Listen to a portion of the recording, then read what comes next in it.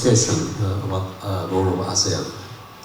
Well, if ASEAN is willing to take a part in the nuclearizing North Korea, it's more than welcome, I would say.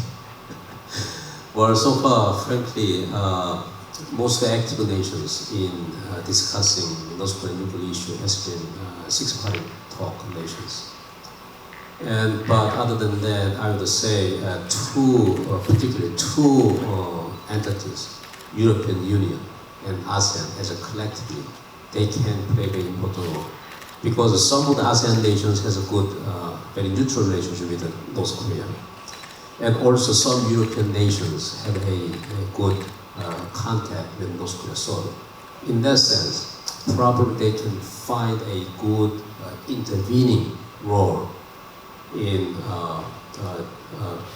persuading North Korea to come to negotiating table, or there may be more active consideration of some international collaboration through ASEAN and European nations.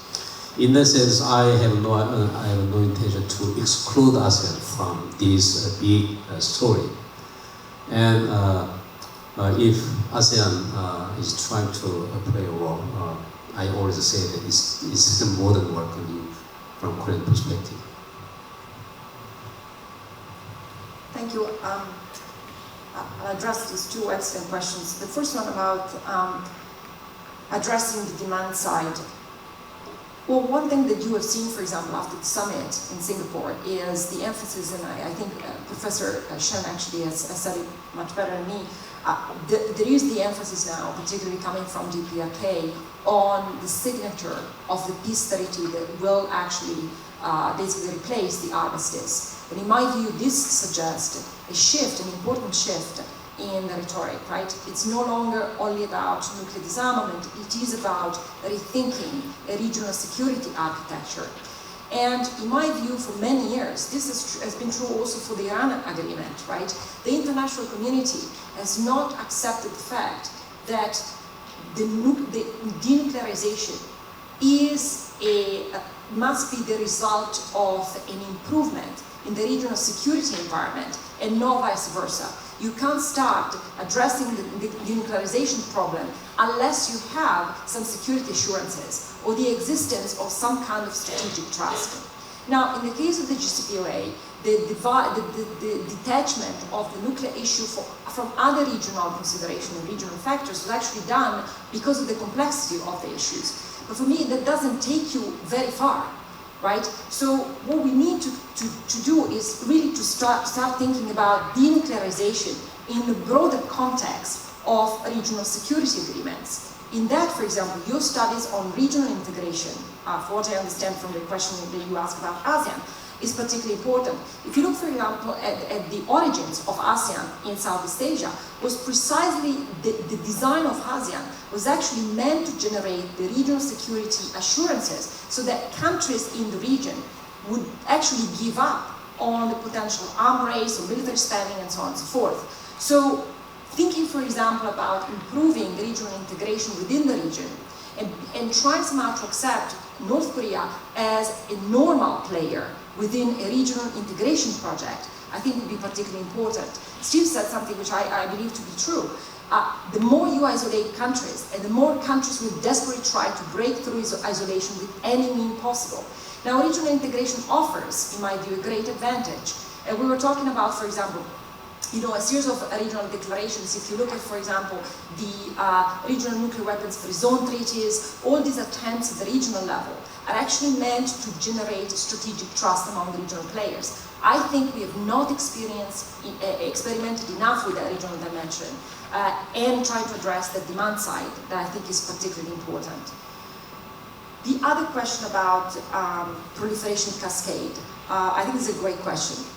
And so I give you my sense from, I've studied a lot non-nuclear weapon states, I've studied the NAM a lot, I lived in Indonesia for many years.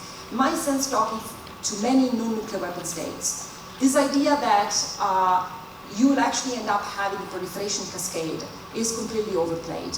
There are many reasons why countries do not want nuclear weapons, even if you have North Korea being accepted into the community. This does not mean that just because North Korea becomes an accepted nuclear weapon state, you'll end up having Egypt deciding to proliferate. Many of these countries have calculated already that having nuclear weapons is not in their interest. Nuclear weapons cost a lot of money, they come with a lot of social stigma. Yes, they can give you some prestige and some leverage, but many of these countries have different identity and different worldviews, right? If you think, for example, about Indonesia or Mexico or the Northern European states, some of them really base their national identity on the pride of being against nuclear weapons. So do I believe that normalizing relations with North Korea will actually prompt a proliferation cascade?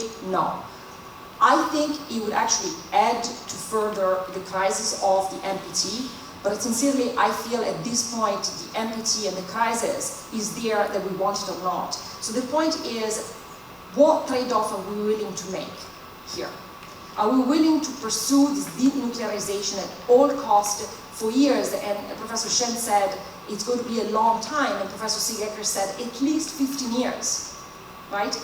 Or are we instead trying somehow to make the best out of the situation and try to basically normalize North Korea so that we reduce the potential risk of an escalation of conflict with Korea? I think there will be downside. There will be political cost. There is no doubt about it.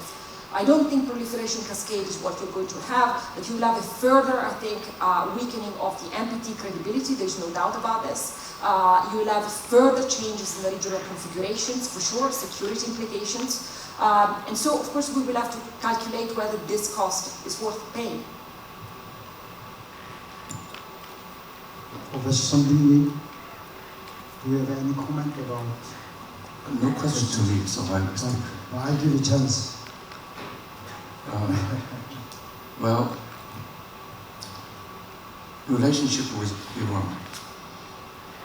I think the message is complex. On the positive side, the US is ready to negotiate. Even given such a very serious situation with North Korea, fuel in the fire, US is still willing to negotiate. Which is to give a message to anybody, including Iran. If Iran were to behave well, like North Korea say, I'm willing to abandon nuclear weapon if I don't perceive an external threat. So if Iran were to say something that they would abide by JCPOA strictly and do even do more, don't touch Syria, Turkey, etc. And the US is willing to treat it. But the other message is you need to qualify to negotiate with the US. You don't have nuclear weapon yet. So the threat from Iran to America is far less than North Korea's tangible physical threat. So US could accommodate DPRK in a certain realistic way. But the US think I still have more card to play with Iran. So this gives Iranian leadership a different size, a liberal part and a conservative part, very mixed message. So all people can take different parts from this message for their own purpose. Thank you. Professor Mike.